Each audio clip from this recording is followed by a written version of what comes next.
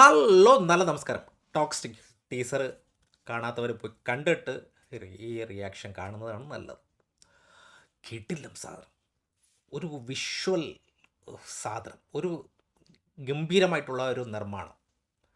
ശരിക്കും പറഞ്ഞു കഴിഞ്ഞാൽ ഒരു ഹോളിവുഡ് സിനിമ കാണുന്ന ഒരു ഫീല്, ഒരു ബിഗ് സ്ക്രീനിൽ എടുത്തിരിക്കുന്നതുകൊണ്ട് ഒരു ഇൻ്റർനാഷണൽ ഒരു നിലവാരമുള്ളൊരു സിനിമ.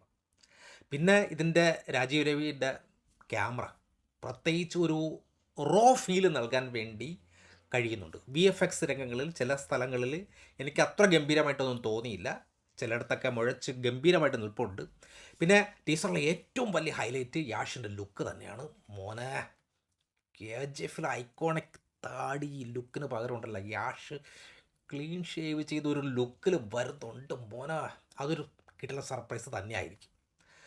ഈ സിനിമയിലെ ഏറ്റവും ഗംഭീരമായിട്ട് തോന്നിയത്, എനിക്ക് തോന്നുന്നത്, ഡാഡി ഐ എം ഹോം എന്ന് പറഞ്ഞിട്ട് വരുന്നതിൽ എനിക്കൊരു സംശയമുണ്ട്. അച്ഛനും മകനുമാണോ അതോ വില്ലനും നായകനുമാണോ?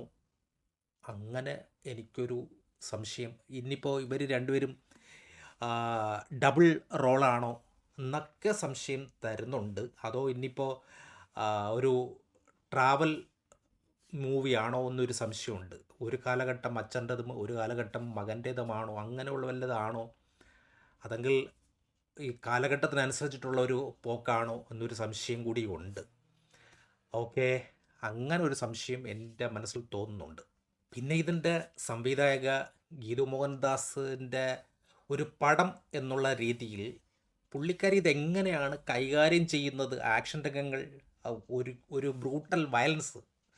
അതുകൊണ്ട് തന്നെ ഇതൊരു പടമാണല്ലോ, ഒരു റേറ്റഡ് ആക്ഷൻ സിനിമ ആയതുകൊണ്ട് ഇത് ഒരു പക്ക മസാല സിനിമ തന്നെ ആയിരിക്കും, അതിലൊരു സംശയമില്ല. പിന്നെ ഇതിൽ കഥ എന്തായിരിക്കും എന്നതാണ് പുതുമ ഉണ്ടാക്കുന്നതും ഈ സിനിമയുടെ സക്സസ്സും എന്ന് എനിക്ക് തോന്നുന്നു. പിന്നെ മൊത്തത്തിൽ ഒരു പശ്ചാത്തല സംഗീതം, രവി ബസൂർ, ആ ഒരു ഗംഭീര സാധനം എനിക്ക് ചിലയിടത്തൊക്കെ ഗംഭീരമായിട്ട് എനിക്ക് തോന്നി. ഈ പിന്നെ മദ്യം ഇങ്ങനെ കറക്കിക്കൊണ്ടുവരുന്നൊക്കെ സംഭവം സെറ്റപ്പ്, BGM ഗംഭീരമായിട്ട് ചിലയിടത്തൊക്കെ തോന്നി, ചിലയിടത്തൊക്കെ ഇത്തിരി ബുദ്ധിമുട്ടായിട്ട് തോന്നി. യാഷിൻ്റെ ടീസറിലെ ആ ഇംഗ്ലീഷ് സംസാരിക്കുന്നത് ഒരു ഒരു നാഷണൽ, ഒരു ഗ്ലോബൽ ഒരു അപ്പീൽ നൽകുന്ന ഒരു രീതിയിലാണ് എനിക്ക് തോന്നിയത്.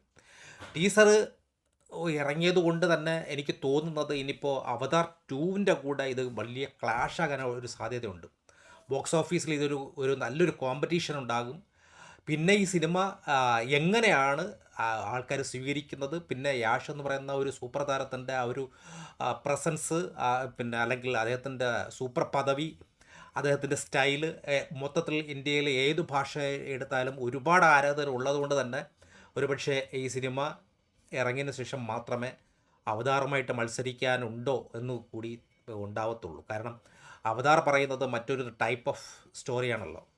അപ്പോൾ ഇത് ഒരു ആക്ഷൻ, കൃത്യമായിട്ടും ഒരു 100% ആക്ഷൻ മൂവി ആയിരിക്കുമെന്നതുകൊണ്ട് ഇത് രണ്ടും തമ്മിൽ രണ്ട് സ്റ്റൈലായതുകൊണ്ട് വലിയ പ്രശ്നങ്ങൾ ഉണ്ടാകാൻ സാധ്യതയില്ല. പക്ഷേ അവതാറുമായിട്ട് ഒരു യുദ്ധത്തിന് പുറപ്പെടുമ്പോൾ ടോക്സ്റ്റിക് എത്രത്തോളം ആൾക്കാർ സ്വീകരിക്കും എന്ന് കണ്ടു തന്നെ അറിയണം. കാരണം ഇതിൻ്റെ ആക്ഷനും കഥയ്ക്കും ഇമ്പോർട്ടൻസ് ഉണ്ടെങ്കിൽ മാത്രമേ ഈ സിനിമ ആൾക്കാർ സ്വീകരിക്കുകയുള്ളൂ. എന്തായിരുന്നാലും ടീസറും ട്രെയിലറും ഗംഭീരമായിട്ടുണ്ട്. വിവാദങ്ങൾ ഒരുപാടുണ്ടെങ്കിൽ പോലും ഗംഭീര സാധനം. ഒരു പിന്നെ ലേഡി ഡയറക്ടറിൽ നിന്നും ഇത് ഒരു മച്ച് ബെറ്റർ സൂപ്പർ സാധനം. കാരണം പണമിറക്കി തന്നെയാണ് സിനിമ പിടിച്ചിരിക്കുന്നതെന്ന് കണ്ടാൽ അറിയാൻ പറ്റും. Thank you.